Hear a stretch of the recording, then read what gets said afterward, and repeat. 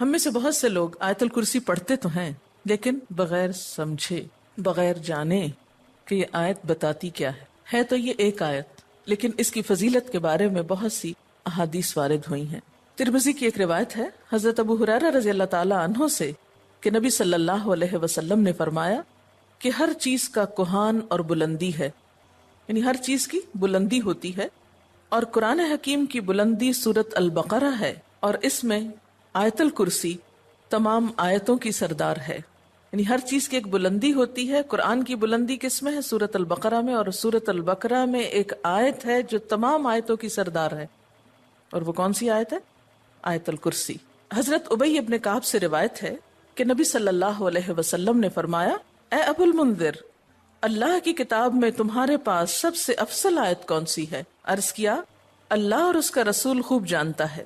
آپ نے فرمایا، اے ابو المنذر، اللہ کی کتاب کی آیات میں کون سی آیت تمہارے پاس سب سے بڑی ہے؟ انہوں نے عرض کیا، اللہ لا الہ الا هو الحی القیوم۔ تو آپ صلی اللہ علیہ وسلم نے میرے سینے پر ہاتھ مارا اور فرمایا، ابو المنذر، تمہیں تمہارا علم مبارک ہو، یعنی واقعی یہ آیت سب سے بڑی آیت ہے۔ اس کے بارے میں آتا ہے، جو شخص ہر فرض نماز کے بعد آیت الکرسی پڑھ لے، اسے جنت میں جانے سے کوئی چیز نہیں روکے گی سوائے موت کے۔ اسے ابن مردویہ نے روایت کیا ہے۔ اللہ تعالیٰ نے حضرت موسیٰ بن عمران کی طرف وحی کی کہ ہر فرض نماز کے بعد آیت الکرسی پڑھ لیا کرو۔ جو شخص یہ کرے گا، میں اسے شکر گزار دل، ذکر کرنے والی زبان دوں گا۔ اس پر ہمیشگی صرف نبیوں سے ہوتی ہے، یا صدیقوں سے، یا اس بندے سے جس کا دل میں نے ایمان کے لیے آزما لیا ہو، یا اسے اپنی راہ میں شہید کرنا چاہتا ہوں۔ یعنی اس آیت کی پابندی ہر فرض نماز کے بعد اللہ کے خاص بندوں سے ہی ہوتی ہے۔ بس اپنے آپ کو چیک کر لیں کہ آپ ان میں شامل ہیں کہ نہیں۔ کیونکہ ہم نماز میں کچھ سوچتے رہتے ہیں، جو ہی سلام پھیرتے ہیں پھر بغیر کچھ سوچے سمجھے جو سوچ رہے ہوتے ہیں اس کو بیان کرنے لگتے ہیں، اور یہ بھول جاتے ہیں کہ یہ وقت آیت الکرسی پڑھنے کا ہے۔ لیکن جب انسان کا دل اللہ کی طرف مائل ہو جاتا ہے تو پھر نہیں بھولتا۔ نبی صلی اللہ علیہ وسلم نے یہ بھی فرمایا کہ جس گھر میں آیت الکرسی پڑھی جائے اس گھر سے شیطان نکل جاتا ہے۔ اس کے بارے میں ایک روایت ہے جو بخاری کی ہے، صحیح حدیث ہے۔ حضرت ابو ہریرہ رضی اللہ تعالی عنہ کہتے ہیں کہ آپ صلی اللہ علیہ وسلم نے مجھے صدقہ فطر کی حفاظت پر مقرر کیا۔ فطرانہ جمع ہو رہا تھا اور آپ نے اس کی حفاظت کے لیے ان کو ایک طرح سے چوکیداری دی۔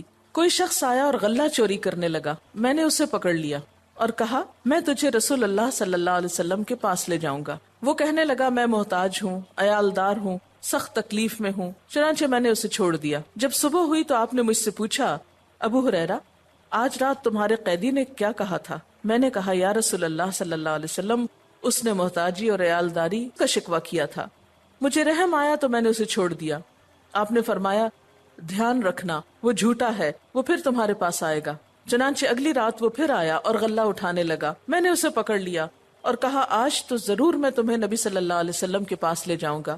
وہ کہنے لگا، مجھے چھوڑ دو، میں محتاج ہوں، عیالدار ہوں، آئندہ نہیں آؤں گا۔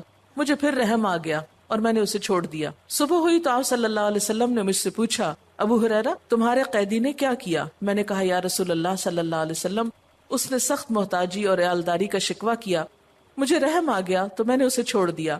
آپ نے فرمایا، دھیان رکھنا، وہ جھوٹا ہے، وہ پھر آئے گا۔ چنانچہ تیسری بار میں طاق میں رہا، وہ آیا اور غلہ سمیٹنے لگا۔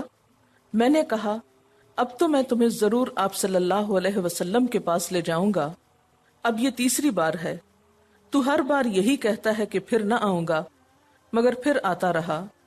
اس نے کہا، مجھے چھوڑ دو، میں تمہیں چند کلمے سکھاتا ہوں جو تمہیں فائدہ دیں گے۔ میں نے کہا، وہ کیا ہیں؟ کہنے لگا، جب تو سونے لگے تو آیت الکرسی پڑھ لیا کر، اللہ کی طرف سے ایک فرشتہ تیرا نگہبان ہوگا اور صبح تک شیطان تیرے پاس نہ آئے گا۔ صبح ہوئی تو آپ صلی اللہ علیہ وسلم نے مجھ سے پوچھا، تیرے قیدی نے آج رات کیا کیا؟ میں نے آپ صلی اللہ علیہ وسلم کو ساری بات بتلا دی تو آپ صلی اللہ علیہ وسلم نے فرمایا، اس نے یہ بات سچی کہی، حالانکہ وہ جھوٹا ہے۔ پھر آپ نے مجھ سے کہا، ابو ہریرہ، جانتے ہو 3 راتوں سے کون تمہارے پاس آتا رہا ہے؟ میں نے کہا، نہیں۔ آپ صلی اللہ علیہ وسلم نے فرمایا، وہ شیطان تھا جو انسانی شکل میں آ رہا تھا۔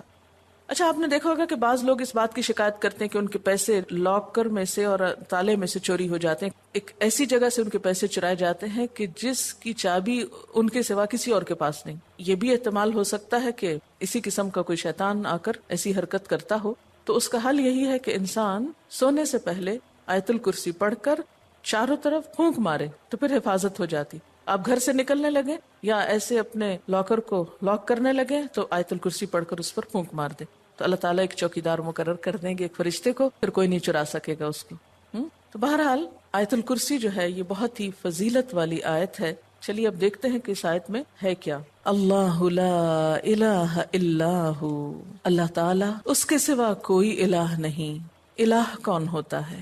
اس کا معنی عام طور پر معبود کیا جاتا ہے، لیکن بنیادی طور پر الہ کا معنی ہوتا ہے خالق، رازق، مالک، حاجت روا، مشکل کشا، عبادت کے لائق. ظاہر ہے جس نے پیدا کیا، جو روزی دیتا ہے، وہی مالک ہونے کا حقدار ہے. پھر جو ہماری حاجتیں پوری کرتا ہے، جو ہماری مشکلیں آسان کرتا ہے، وہی اس لائق ہے کہ ہم اس کی عبادت بھی کریں.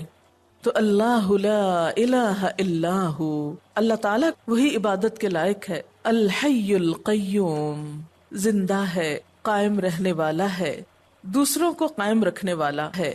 لا تأخذہ سنۃ ولا نوم، نہ اس کو اونگ آتی ہے اور نہ نیند آتی ہے. لہ ما فی السماوات وما فی الارض، اسی کے لیے ہے جو آسمانوں میں ہے اور جو زمین میں. من ذا الذی یشفع عندہ الا باذنہ، کون ہے جو اس کے پاس سفارش کر سکے مگر اسی کے اذن سے. یعلم ما بین ایدیہم وما خلفہم، وہ جانتا ہے جو ان کے آگے ہے اور جو ان کے پیچھے ہے. ولا یحیطون بشیء من علمہ الا بما شاء، اور وہ اس کے علم میں سے کسی چیز کا احاطہ نہیں کر سکتے مگر جو وہ خود چاہے. پھر فرمایا وسع کرسیہ السماوات والارض، وسیع ہے اس کی کرسی آسمان و زمین پر. ولا یؤودہ حفظہما، اور نہیں تھکاتی اس کو ان دونوں کی حفاظت. وہو العلی العظیم، اور وہ بلند ہے، بہت بڑا. یہ ہے اللہ تعالیٰ کا تعارف. کیا؟ نمبر 1 اس کے سوا کوئی الہ نہیں. نمبر 2 وہ زندہ ہے. نمبر 3 قائم رہنے والا ہے، قائم رکھنے والا ہے. نمبر 4 اس کو نیند اور اونگ نہیں آتی. نمبر 5 آسمان و زمین کا مالک وہی ہے. نمبر 6 اس کے پاس کسی کی سفارش کام نہ کرے گی مگر اسی کی اجازت کے ساتھ، یعنی سارا اختیار قیامت کے دن اسی کے پاس ہوگا. نمبر 7 انسانوں کے سامنے اور انسانوں کے پیچھے، یعنی ان کا ماضی اور مستقبل سب کا علم وہ رکھتا ہے. نمبر 8 اس کے علم میں سے کوئی کچھ نہیں لے سکتا مگر جتنا وہ چاہے، یعنی اللہ کے علم جیسا علم کسی اور کا نہیں. نمبر 9 اس کی حکومت، قدرت، عظمت، اقتدار یا علم آسمان و زمین پر محیط ہے، چھایا ہوا ہے. اور نمبر 10 ان دونوں کی حفاظت اس کے لیے کچھ مشکل کام نہیں. نمبر 11 وہ بہت بلند، بہت عظیم ہے. ویڈیو کے نیچے سبسکرائب کے بٹن پہ کلک کریں، بیل کے آئیکن پہ کلک کیجیے تاکہ ہر نئی ویڈیو کی نوٹیفیکیشن